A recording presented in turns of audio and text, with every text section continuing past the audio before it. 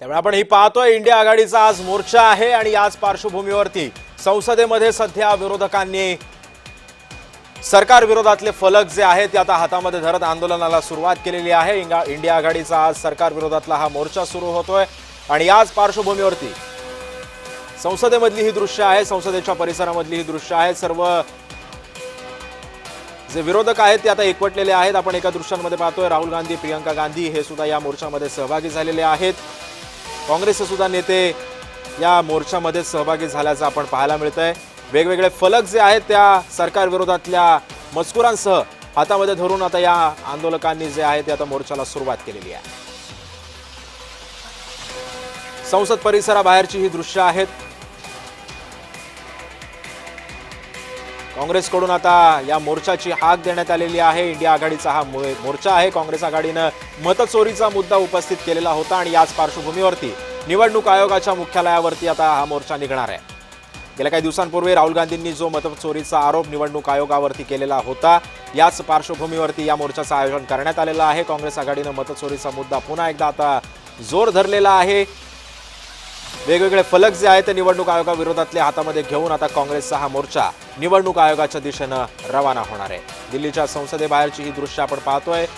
राहुल गांधी, प्रियंका गांधी आणि काँग्रेसचे अन्य नेते मल्लिकार्जुन खरगे सुद्धा आपल्याला या दृश्यांमध्ये दिसतायत। थोड्याच वेळात या मोर्चाला सुरुवात होणार आहे। निवडणूक आयोगाच्या या मुख्यालयावरती हा मोर्चा जाणार आहे। दिल्लीच्या संसद परिसरामधून या मोर्चाला सुरुवात होणार आहे। निवडणूक आयोगावरती केलेल्या आरोपांसंदर्भामध्ये हा मोर्चा असल्याचं आता बोललं जात आहे। थोड्याच वेळात या मोर्चाला सुरुवात होतीये।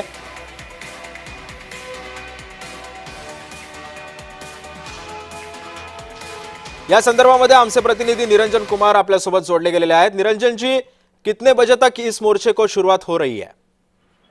जी देखिए, 11:30 रखा गया है इसका टाइमिंग और अभी ये शुरुआत हो चुकी है। संसद भवन से लेकर के और इलेक्शन कमीशन के जो ऑफिस हैं वहां तक जाएंगे ये मार्च। कांग्रेस के साथ साथ इंडिया गठबंधन के जितने भी जो पार्टियां हैं उनके तमाम जो नेता हैं वो सभी लोग इस मार्च में शामिल हुए हैं और ये लगभग 1 किलोमीटर का यात्रा है संसद भवन से लेकर के इलेक्शन कमीशन के ऑफिस तक।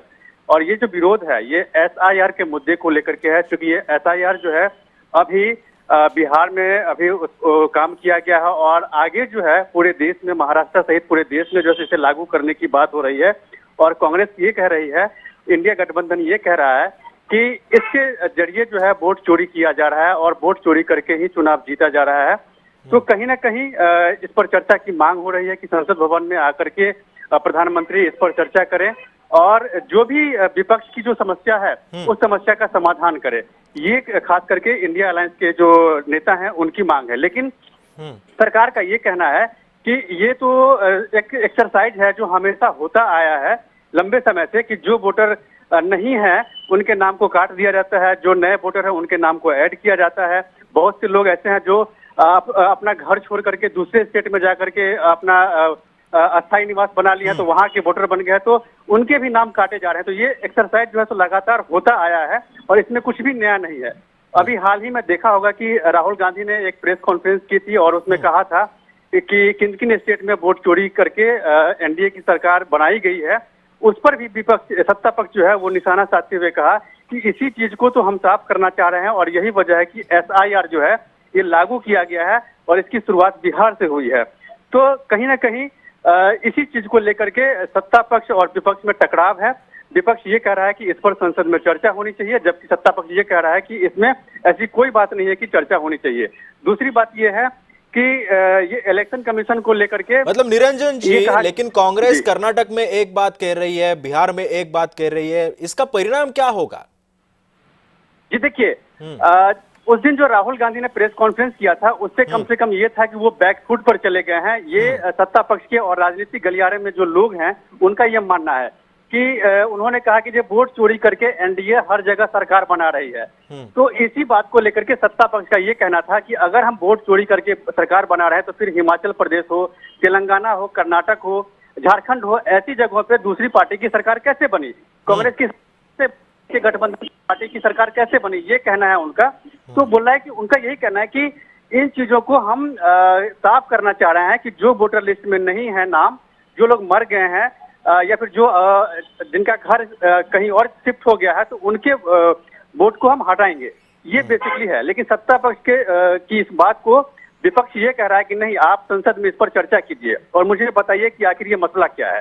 जी, मतलब विपक्ष ये बोल रहा है कि कांग्रेस ने बिहार चुनाव सामने रखते हुए इस मोर्चा का आयोजन किया है, इस पर क्या राय है? ये देखिए, विपक्ष का आरोप लगाना लाजमी बनता है, क्योंकि ये बात भी सही है कि बिहार में चुनाव अब 2 महीने बचे हैं होने विधानसभा के। तो ऐसे समय पर जब एसआईआर को लागू किया गया तो स्वाभाविक सी बात है कि जो विपक्ष है, लंबे समय से सत्ता से बाहर है, तो ये कहेगी ही कि जानबूझ करके जो जेन्युइन वोटर है उसको भी काटा जा रहा है। उनके लिए एक मौका है और इसीलिए वो कह रहे हैं कि संसद में इस पर चर्चा होनी चाहिए। तो सरकार की तरफ से भी ये होनी चाहिए थी कि कम से कम 6 महीने का या फिर 1 साल का टाइम मिलना चाहिए था एसआईआर पर, लेकिन ऐसा हुआ नहीं। चुनाव से ठीक पहले एसआईआर करवा दिया गया है। तो जो पार्टी सरकार में है उसे कोई दिक्कत नहीं है, लेकिन सत्ता जो विपक्ष में है उसका यही कहना है कि जो हमारे वोट बैंक को खत्म किया जा रहा है, ये कहना है विपक्ष का। निरंजन जी, आप हमारे साथ ऐसे ही बने रहिए, हम आपके पास जल्द ही आएंगे। त्यामुळे आपण पाहतोय की आता सध्या या मोर्चाला सुरुवात झालेली आहे। शरद पवार सुद्धा या मोर्चामध्ये सहभागी झाल्याचं आपल्याला पाहायला मिळतंय। या दृश्यांमध्ये विरोधी पक्ष आता एकवटलेला आहे। निवडणूक आयोगाच्या या मुख्यालयावरती हा मोर्चा जाणार आहे आणि याच पार्श्वभूमीवरती मतचोरीचा मुद्दा आता काँग्रेस आघाडीने आता चांगलाच लावून धरलाय।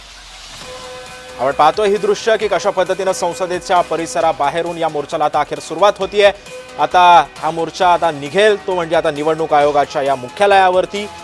पोलिसांचा बंदोबस्त सुद्धा मोठ्या प्रमाणामध्ये आता इकडे तैनात करण्यात आलेला आहे।